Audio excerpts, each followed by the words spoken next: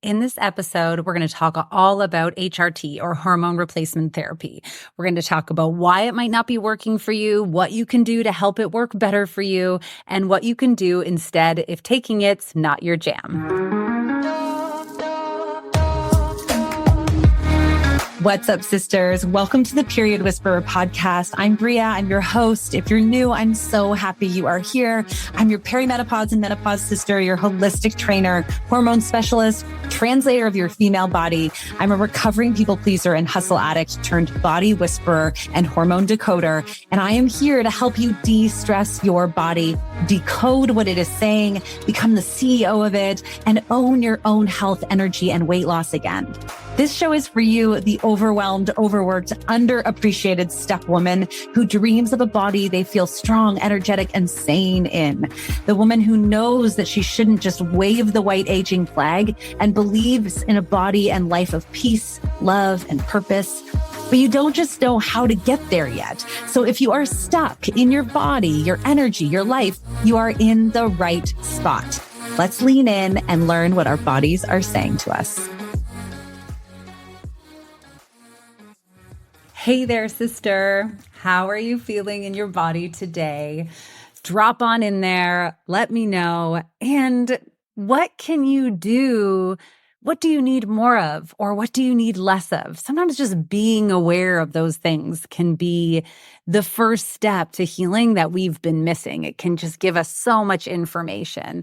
But I'm so excited that you're here today. I want to talk all about something that I have been getting more and more questions about lately, which is HRT, hormone replacement therapy, and perimenopause, and what you need to know. So we're going to dive into why it might not be working for you, if you are already taking it, what you can do to help it work better for you if you are taking it and you want to stay on it. And of course, what you can do instead if it's not for you or you're not there yet.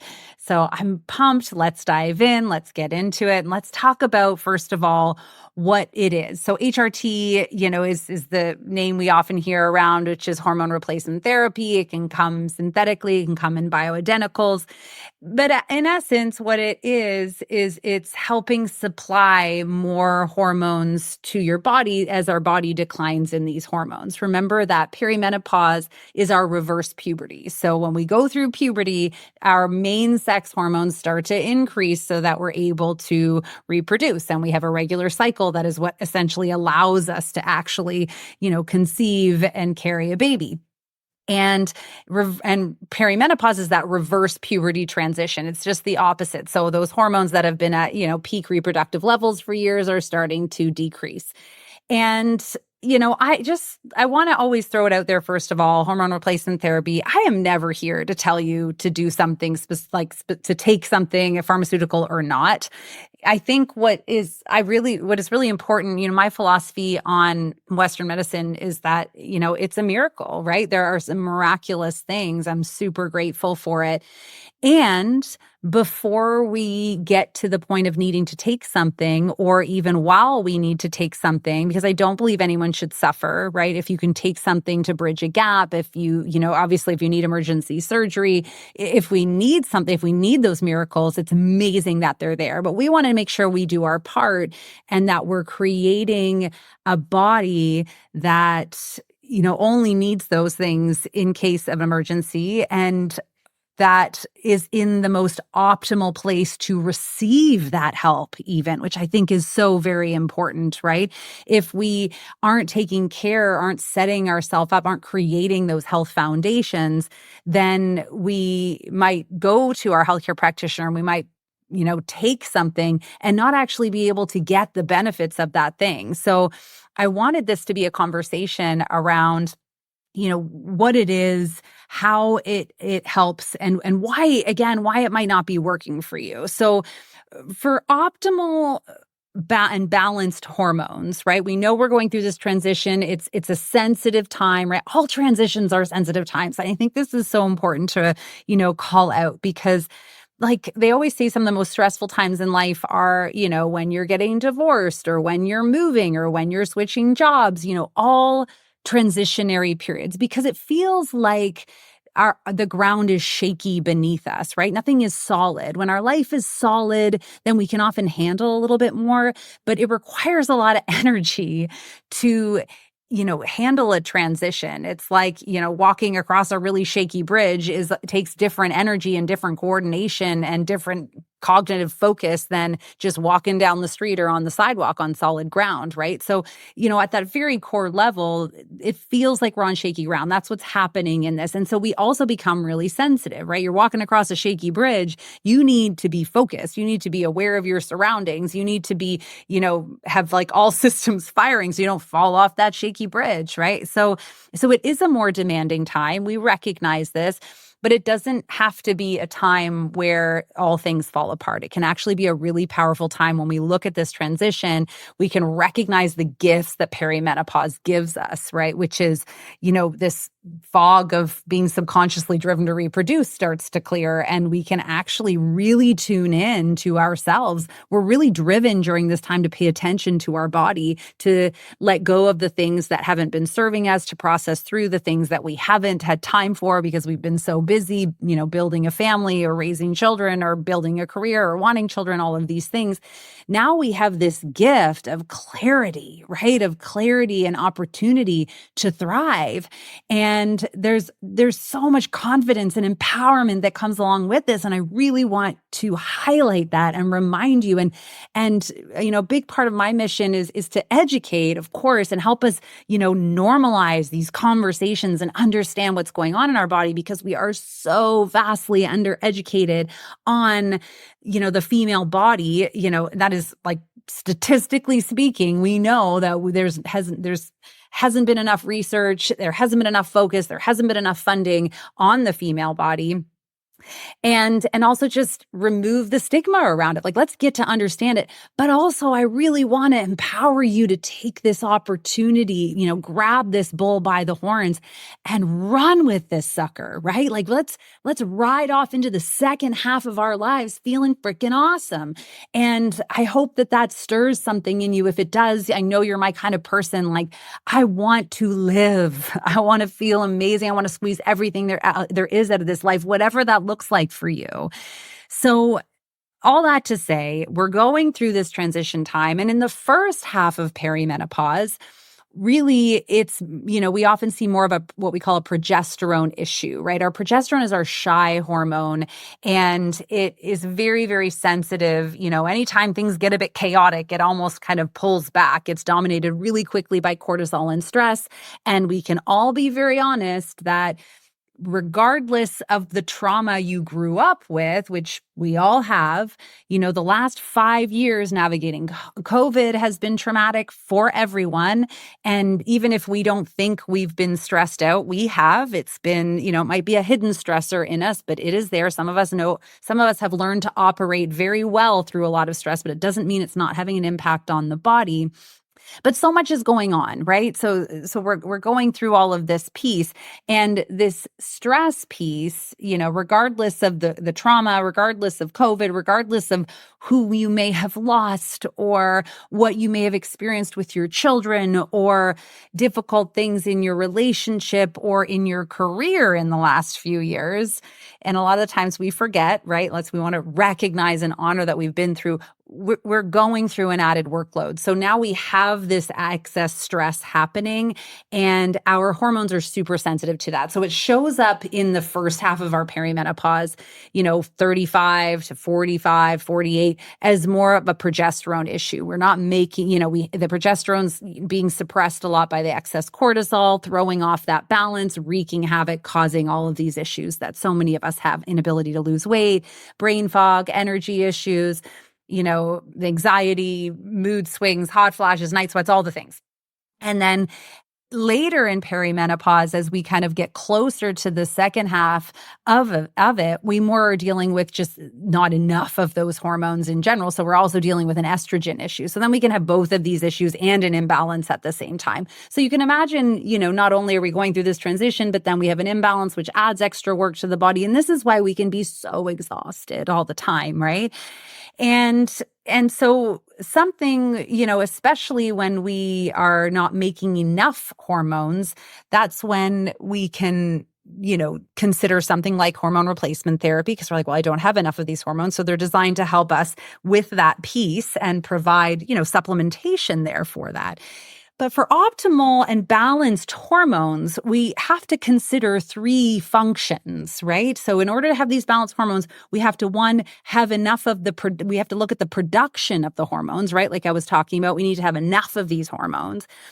And second, though, we need to look at the body's ability to actually break down and metabolize these hormones. So is my body producing enough of these hormones? And for that, it can be, a genetic piece. It can be where we're at in perimenopause, and it can be the choices and the stress that we're making, like the stress that we're experiencing in our lives that are inhibiting the production, right? And so we do want to make sure we're doing some of that underlying work so that we're allowing the body to produce what the body can produce on its own. Once so we've got this one piece of like, is my body producing or capable of producing that amount of hormones? And then we need to look at, is my body able to break down and metabolize these hormones, right? Because it's great that we have hormones, but if we're not metabolizing them, then it kind of doesn't matter that we have all these hormones. It's not really doing much for our body. So if and for that, we really need to look at our gut microbiome and our liver. Our liver manages the lion's share of metabolizing of our hormones. Its job really is to metabolize them from being fat soluble to being water soluble so that we can poop them out. We can evacuate them out every day. And the liver's got a lot of jobs at the same time. So we want to make sure, the liver can get congested really quickly. It can get overworked really quickly, depending, again, on our lifestyle habits and on what's going on in the metabolic chaos of the body. So we can take all of these, we can have all of the hormones that we need, but maybe there's a breakdown in our gut microbiome. We're having some issues there, so we're not able to metabolize it there, or in our liver, we're not able to metabolize it there. And then the third function that's really important to look at is the ability of our cells to take in these hormones. So that's really important because if your cells are, dealing with a lot of like toxicity, a lot of issues with, from endocrine disruptors, they can't even handle it. So then we're not actually receiving the amount of hormone that we need. So there's three key pieces of the puzzle here. And the challenge that we can run into, whether we're taking hormone replacement therapy or not, whether we need it or not, is that HRT only addresses the first function. It only addresses the production, right? It's not actually addressing, are you metabolizing it? Are you able to receive it into your cells and use it to take in these hormones? So our production, it's really valuable if we know those other two pieces are solid. And then we also know that we're doing the things and our body isn't able to produce that amount anymore and it's impacting our life. That's when we know, okay, I've done my work. It's time to make sure I get that, that extra help, right? It's like, sometimes it makes me think of in high school, I really struggled with calculus. Oh man, it was so hard. But, there's going to class, there's paying attention in class, there's trying to do the homework, and then there's asking for help. So I was, my lovely parents were paying me for a tutor.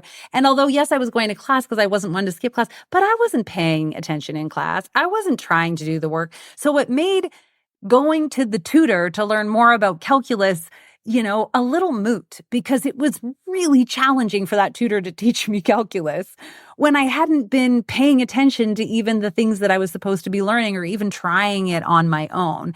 So we see this as well, in our body. It's really great. Go ahead. It's great to be able to buy something, invest in something, have something as support. It's great for support, but you have this underlying work that's your responsibility to do as well in order for it to actually sink in order for it to actually be valuable. Otherwise, you're kind of just taking something for nothing. And we all know that there's an opportunity cost to everything. So you better make sure that you're ready for that and that it's the right opportunity cost for you, right? You don't get something for nothing. When you take something, it does have a reaction in the body. There's going to be things that creates.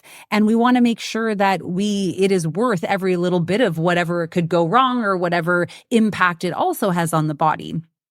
So we want to make sure all of these pieces, because again, if it's only addressing number one, maybe you're on hormone replacement therapy, or maybe you're thinking about taking hormone replacement therapy. And this is why I have a lot of clients coming to me, and they have been on it for the last, even 6 months. And it's often we see maybe a bit of an improvement in sleep, and maybe a bit of an improvement in mental clarity, but that's it. And that's wonderful if that's making the difference and moving the needle for you. But if you're coming to me, that usually means there's still other issues that aren't being rectified. So it's not fully working for you. So this episode's really for you guys who are thinking about it, want to know more about it, or are on it, and it's not really working for you. And if you're still struggling to release weight, which is a lot of what we see, struggling to build muscle, struggling to feel like energized in that vitality, to really, reduce those hot flashes, to improve your libido and so on, unless we do the work to help our body heal and improve functions 2 and 3, it's not fully able to work for you the same way it is. So if you're on and it's not working, if you want to know how to make it work better, or if you want to know what else you can do to make sure you're taking care of functions 3 and 2, and therefore giving yourself the best opportunity to create your own hormones, or be ready to receive hormones properly and get the most out of that hormone replacement therapy if you need to take it, then we want to look at some of those key pieces. So I wanted to give that to you guys today. Let's talk a little bit about some of the things that we can do. And, look, on one hand, we can look at these to-dos, and a lot of the times people are like, I don't want to do, like, that's not sexy.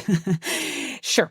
It's not sexy to not, it's really nice to be able to just like buy something real quick, or like get something and get that quick fix situation. But we do all know the beauty, the excitement, the drive, the self-worth, the confidence that comes from when we really get into our own selves and we do the work. There is something so liberating, so exciting for me when I do the work and I see a result, right? When I really do it, when I honor a process.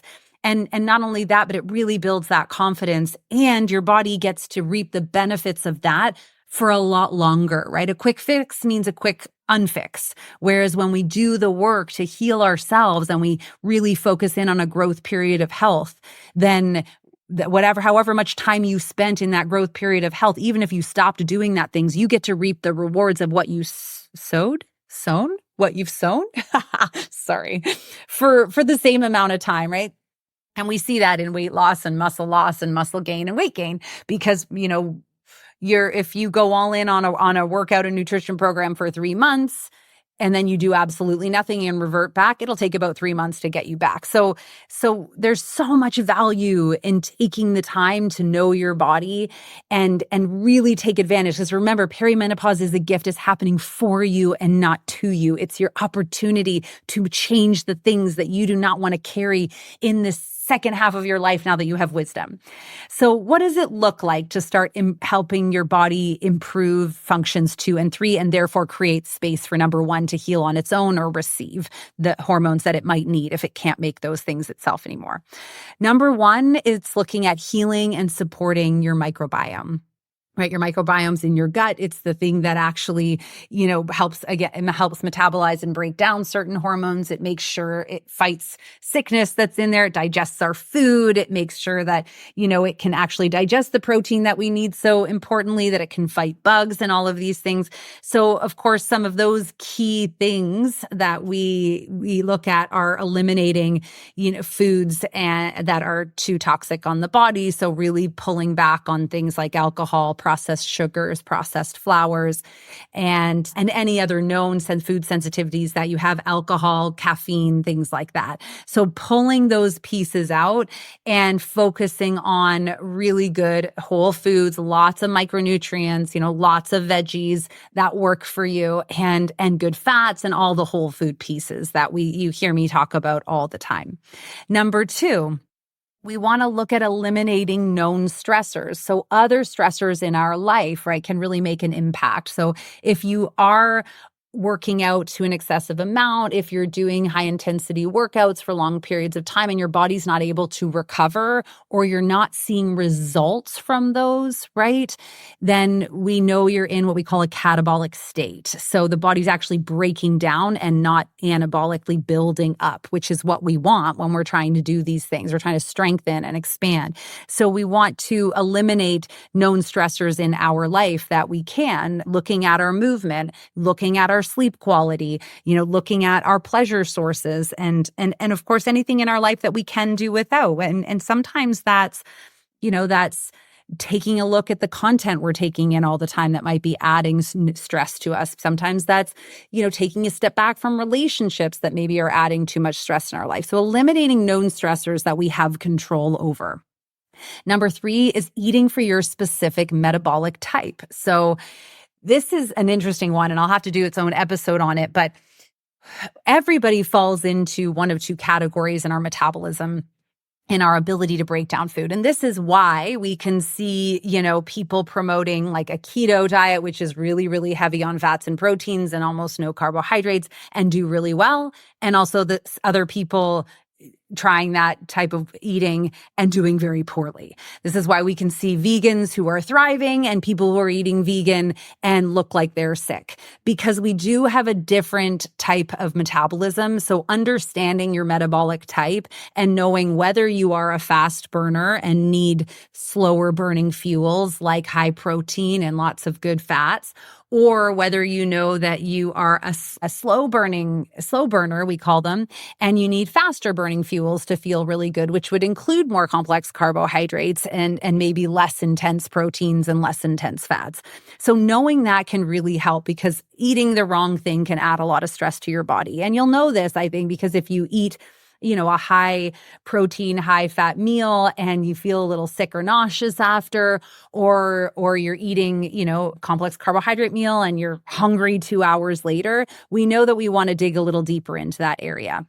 Number 4 is detoxing your food, your beauty products, your cleaning products, right? We have all of these things that we use every single day that do have whether it's pesticides or chemicals on them that are what we call endocrine disruptors. So they're adding a stress load and they're disrupting the hormones of your body, and they really impact our cellular health, our ability to actually take in and you house the hormones in a very healthy way. So taking a good look or doing a deep dive, maybe starting with things like, looking at the Dirty Dozen or the Clean 15, which are lists you can Google really easily online, and opting to choose organic where you can. Maybe it's the next time you run out of the cleaning products in your house, looking for, a toxin-free, chemical-free type of cleaning product, likewise with your beauty products. So starting to make those small changes. Look, if you are one of those all-in people and you can just do it all at once, go for it. But I find even just the step-by-step, the making those changes makes a huge difference. And it's not sexy, right? Well, it can be. It can feel very exciting and sexy when you get to buy a whole bunch of new stuff. But it can feel like it's not a big deal, but it is a big deal. It makes a difference. Remember, perimenopause is almost more about the straw that breaks the camel's back. There's a death by 1,000 cuts happening here. So we want to heal up all of those cuts and not be in a position where one little straw is going to break our back in this process. Okay, the number 5, did I have that 1, 2, 3, 4? Yeah, number 5 is learning to cycle your food and workouts with your menstrual cycle if you still have one. So if you are bleeding regularly or irregularly, if you're not postmenopausal, whether you're on birth control or not, we do want to take a look at making sure that we are choosing the right workouts and choosing the right nutrition for our phase. Because if we're not, then we're adding stress on the body. And if we are, then we're adding fuel to our body. So we don't get to kind of sit in the middle, unfortunately. We want to make sure we're going in the right direction, the compound effect of small decisions that are growing. And the final tip is slowing down and working on your relationship to stress. I get to work. I'm so lucky to work with some amazing women, in Midlife Mojo, in the Perimenopause Posse, and also in my one-on-one clients. And, for some people, the work that we need to do and the answer we need to start with is definitely in focusing on sleep. For some people, it's definitely focusing on movement and nutrition. And for some people, they have these perfect food plates, we would call them, but it's stress and their relationship to stress and understanding how to move with stress in their life. That is the thing we want to do. So I'll just repeat those one more time. Healing and supporting your microbiome, eliminating known stressors, eating for your specific metabolic type, detoxing your food, beauty, and cleaning products, learning to cycle your food and workouts with your menstrual cycle if you have one, and slowing down and working on your relationship to stress, calming that autonomic nervous system. This is so, so important. So if you have been listening to this and I listed out these things and you're like, I don't know how to do that, well, keep checking out the podcast and check out my Instagram because I do talk about these things. Make sure you're on my email list. But if you are trying things and you cannot seem to be consistent or you need a deeper dive, I really want to encourage you to reach out and schedule a call and hop on a one-on-one assessment call with me so I can give you a consultation, point you in a direction, and see if there is a program that's going to be the right fit to coach you through this. Because sometimes what we need is more direction. Right? We need clear steps.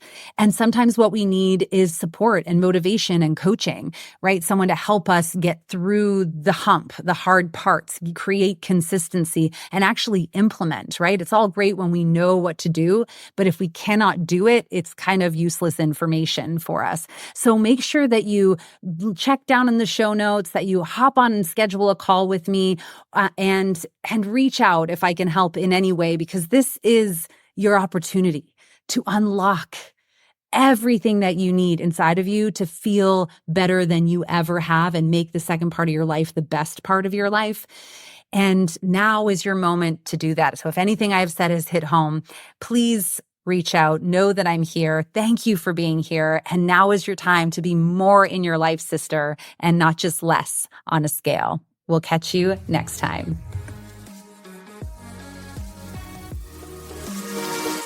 Thank you so much for joining me on the Period Whisperer podcast.